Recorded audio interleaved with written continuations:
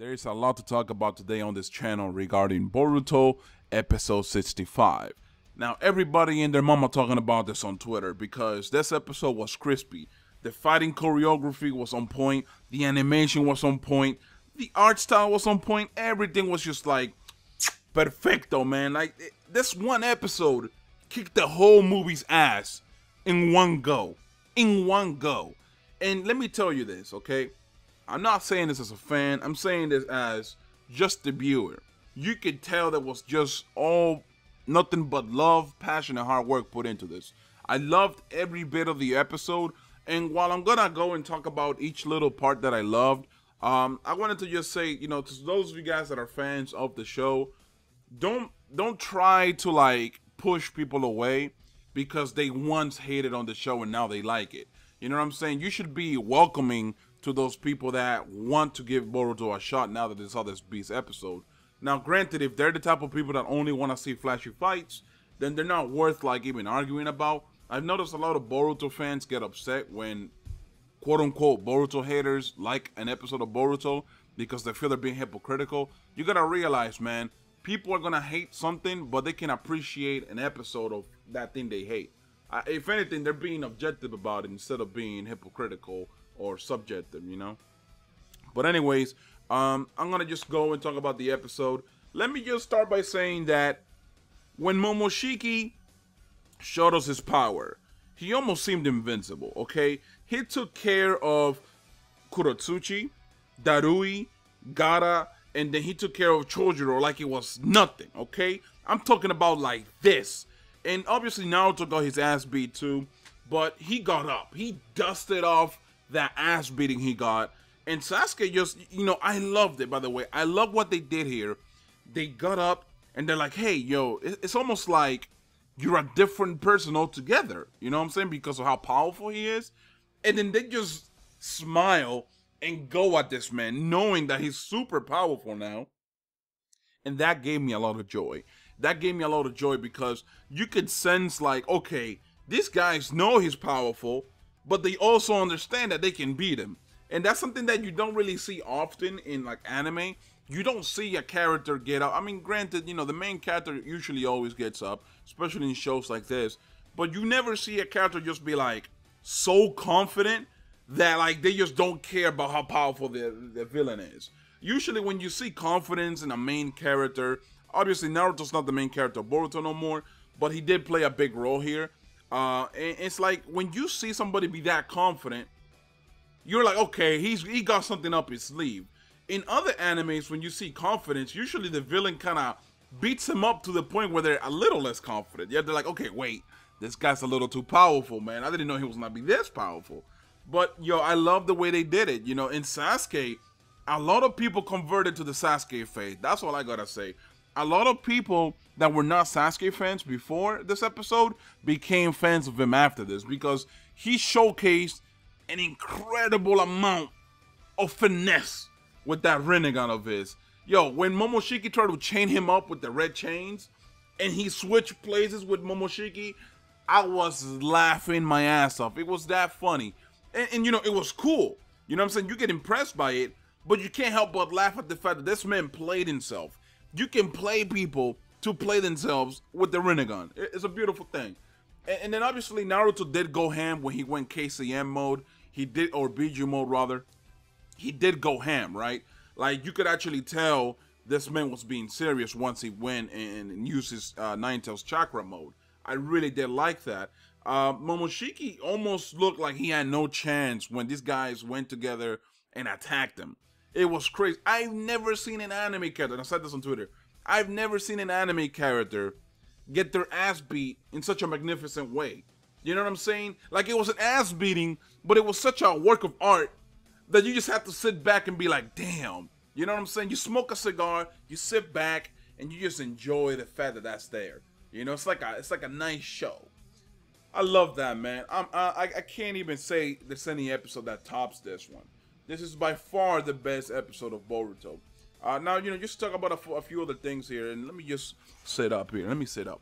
Just talk about a few other things here. Katasuke, you can tell something was off with him. He showed up. He gave Momoshiki extra power by accident.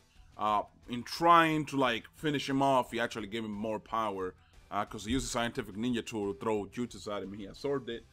You can tell that the moment Momoshiki got defeated, you had Katasuki kind of snap out of something. Okay, now I'm not gonna talk about exactly what happened with him and you know how that's gonna play into the manga because we're not there yet. It wouldn't be fair for me to spoil you guys on anything. So what I'm gonna do is just gonna let you guys know that matters, that has some remnants of importance later down the line. Then the other thing I wanted to also mention was just the idea of Boruto, right? How they used Boruto in this episode. It was pretty nice because everybody, the 5 Kage and Sasuke included, were in a big predicament, and Boruto ended up being like the one key, right? The salvation to the whole situation. I like what they did there where they showcased the Rasengan again, the vanishing Rasengan, and how it played this major part in saving the Kage's life. I do like that. The other thing though that they did is like they paid homage to the characters that helped Naruto get to where he's at today, right? They showed Jiraiya, they showed Neji, they showed Minato and Kushina. They also showed Hinata from, if you guys remember Hinata from the last movie, when she had like the bridal gown and all that stuff. I love the way they did it. And I don't know if Boruto actually saw Kid Naruto and all of the people that helped him, because there was a little bit of a vision of Kid Naruto with all of the people from the part 1 show behind him, kind of supporting him. I don't know if Boruto saw that, but it did. It was beautiful. Like, it's something that just looks very pretty. It's something that emotionally connects with you. It resonates with you as a viewer. I love that 100%. Now, overall, like, the movie. Let's talk about the movie. How does the movie fare against the entirety of the anime that took place in the same timeline as the movie? The movie can suck a dick. I'm sorry for the language, sir, but the movie can suck a dick. The movie has nothing, and I mean absolutely nothing. Just this one episode alone beat the shit out the movie, man. I don't know the names, but I believe one of the names of the animators is Cheng-Si Huan or something like that. He's one of the dudes that you can easily recognize his work in Boruto. Like if you see Naruto versus Nu, and now on this fight, you know, he has a lot of other things on his, obviously on his resume, but I've seen a lot of fights, I've seen a lot of things, a lot of work from him, and you can definitely see there's a lot of love put into those animations, bro. When he animates something, that shit goes hard. I don't know if you guys saw the Naruto versus Nu fight. Like I said, there's a certain sequence where Boruto does like shadow clones, and you see them running on top of the Nu, and it's incredible. They also had an animator that actually worked on the Castlevania series, and that man got called in to work on that episode. So there's a lot of talented people that worked on this, is what I'm trying to say. And it was just such a big, passionate project. It felt like this one episode was this big project made out of love and passion. And man, I'm telling you, I'm just so amazed that they did all this. But, you know, let's just move in to talk about the next episode. We had a preview for the next episode, which, you know, is going to be the aftermath of the movie. We're going to have Boruto kind of reveal what his ninja way is. And essentially, the big topic here that the next episode is going to hit is that this is Boruto's story. This is not Naruto's story. This is not Sasuke's stories. This is Boruto's story. And after that, what we're going to get is we're going to get filler, okay? We're going to be getting the skinny Chocho filler, which, you know, I don't know how interested you're going to be. But essentially what they're going to do is they're going to show you the aftermath of the fight with Momoshiki, and you're gonna get a little hint of what Momoshiki meant right before he, you know, he died. What he told Boruto, because by the way, I like the way they used Boruto's Yogan at the end, the little eye that he had. I like how they used that at the end, and I'm interested in seeing more about that because obviously at some point in time that's gonna play a role. And in next week's episode, Sasuke and Boruto talk about, you know, the aftermath. I don't want to spoil it for the people that haven't seen the manga. That's the problem, and I'm trying to find ways to go get around it. But anyways, you know, just going back to the Jogan stuff real quick. If you guys didn't notice, Sasuke was able to see what was going on. Like, they hinted at that pretty heavily on, you know, when Boruto and Momoshiki were talking to each other on that other dimension, and Momoshiki told Boruto that his eyes were gonna take everything away from him. If in case you guys didn't notice, Sasuke saw all of that. So Sasuke will at some point talk about that, and it's gonna be very interesting to see. Okay, but you know what? Overall, man, the episode was A1. I'm talking about from start to finish. It was just a beautiful thing. Okay. Overall, man, I'm gonna give this episode an 11 out of 10.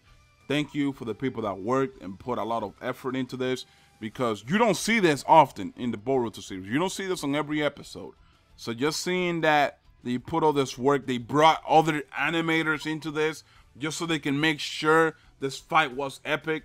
I love it, man. Again, I hope you guys enjoyed the video. That was my review. I know I kind of just talked a lot. I know that I went over a lot of things and I repeated myself a lot. I'm sorry. It's just, it was very exciting for me. You know, like this is literally the best episode of Boruto I've seen. It really blew me back, and just talking about it was very exciting for me. But anyways, guys, peace.